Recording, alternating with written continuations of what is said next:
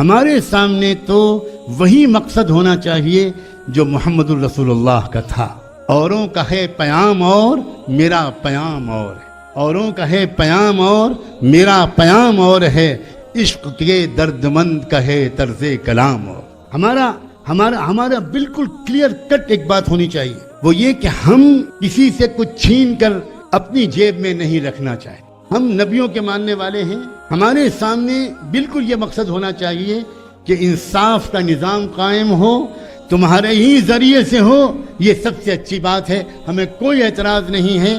ہم کرسی پر قابض ہونا نہیں چاہتے، ہم صرف اتنا چاہتے ہیں کہ اس دیش میں انصاف سب کے ساتھ ہو، دنیا میں سب کے ساتھ انصاف ہو، اور ایک ایک غریب کو اس کا حق ملے۔ غریب غربت کی وجہ سے، کمزوری کی وجہ سے، ایک کم پڑھا لکھا کم پڑھے لکھے ہونے کی وجہ سے وہ اپنے بنیادی حقوق سے محروم نہ ہو۔ ہمارے سامنے بہت کلیئر کٹ یہ بات ہونی چاہیے۔ ہم بدلے اور انتقام اور نفرت کے جذبات کے ساتھ کبھی بھی کام کرنے والے لوگ نہیں بنیں گے۔ ہم جو کام ہمیں کرنا ہے وہ کرنا ہے خیر خواہی کے جذبات کے ساتھ۔ اس میں بہادری شامل ہوگی، اس میں حق گوئی شامل ہوگی، اس میں بے باکی شامل ہوگی، اس میں جرت شامل ہوگی، لیکن وہ بے باکی، وہ حق گوئی، وہ جرت، وہ کبھی بھی ناانصافی، ظلم اور زیادتی کے حد تک نہیں پہنچنے دی جائے۔ بہادری اور دہشت گردی، ان دونوں کی سرحدیں ملتی جلتی ہیں۔ بہادری کے دھوکے میں لوگ دہشت گرد بن جاتے ہیں،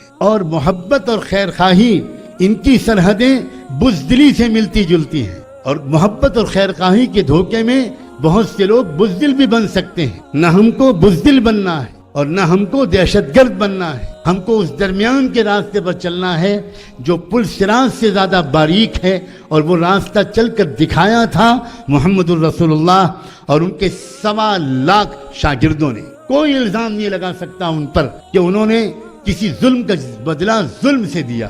وہ ظالم کو ظلم سے روکنے کی کوشش کرتے تھے، اور اگر ظالم ظلم سے رک جاتا تھا تو پھر وہ ظالم کو گلے لگا لینے کے تیار ہو جاتے تھے۔ وہ ایک سیکنڈ کے لیے بھی پچھلے دور کے ظلموں کی وجہ سے اس کو قیادت یا خدمت کے حق سے محروم نہیں کرتے تھے۔ صلاحیتیں الگ الگ ہیں، بہت سی قوموں اور بہت سے خاندانوں میں خدا نے الگ الگ صلاحیتیں رکھی ہیں۔ محمد رسول اللہ کا کمال تھا کہ انہوں نے سچائی اور انصاف کے اصولوں کو قائم کرنے والے سب لوگوں کی صلاحیتوں کو استعمال کر لیا۔ یہاں تک کہ جو شوشش سماج تھا اس میں جو صلاحیت والے لوگ تھے، وہ چاہے بلال ہوں اور چاہے عنیزہ ہوں اور چاہے لبینہ ہوں اور چاہے سمیہ ہوں، ان کی صلاحیتوں کو بھی استعمال کر لیا۔ اور وہ جو اونچی ذات کے لوگ مانے جاتے تھے اور وہ جو پروہت سماج کے لوگ تھے، ان میں جو باصلاحیت لوگ تھے، ان کی صلاحیتوں کو بھی استعمال کر لیا۔ وہ چاہے ابوبکر ہوں، چاہے عمر ہوں، چاہے عثمان ہوں، چاہے علی ہوں، ہم مسلمانوں کو، ہم علم دین کے طالب علموں کو اس خاص راستے پر چلنے کی تربیت لینی ہے، اس کو سیکھنا اور سمجھنا ہے۔ یہ بہت اہم بات ہے جو میں نے مختصر لفظوں میں کہی ہے۔ اگر یہ قافلہ، اگر اللہ کرے کہ آج کوئی قافلہ بنے، آج کوئی کام کا ٹھوس آغاز ہو، اور میں سچی بات یہ ہے اس بات کی قدر کی نگاہ سے دیکھتا ہوں کہ جس طرح انتھک کوشش اس وقت ہمارے کچھ دوست اس بات کی کر رہے ہیں، اور یہاں تک وہ بار بار کہہ رہے ہیں کہ آپ ہماری ہر وچار سے سہمت ہوں، یہ ضروری نہیں ہے، آپ ہماری ہر بات سے متفق ہوں، یہ ضروری نہیں ہے۔ آج بھی یہ بات انہوں نے صاف صاف کہی، اور آج بھی انہوں نے کہا کہ کیا یہ نہیں ہو سکتا کہ کچھ ایسی چیزوں پر ہم لوگ ایک مشترک جد و جہد کریں جن چیزوں پر ہم کو آپس میں اتفاق ہو اور ہم آپس میں سہمت ہوں۔ یہی طریقہ ہے صحیح طور پر کام کرنے کا۔ اس لیے بالکل ضروری نہیں ہے کہ کسی کی ہر بات سے ہم متفق ہوں، نہ اس کا کسی کی طرف سے مطالبہ ہے، نہ اس کی کوئی تائید کی جا سکتی ہے۔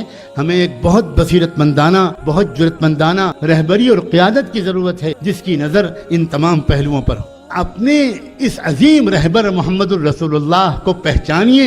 ادخلوا فی السلم کافۃ، ہر پہلو سے رسول اکرم صلی اللہ علیہ وآلہ وسلم کی شخصیت کو اگر آپ پہچانیں گے، تب آپ کو قرآن و سنت کی روشنی میں آپ کو ان حالات میں کام کرنے کے شاندار رہنمائیاں ملیں گی۔ کسی قسم کی آپ کو کوئی پریشانی کبھی نہیں ہوگی۔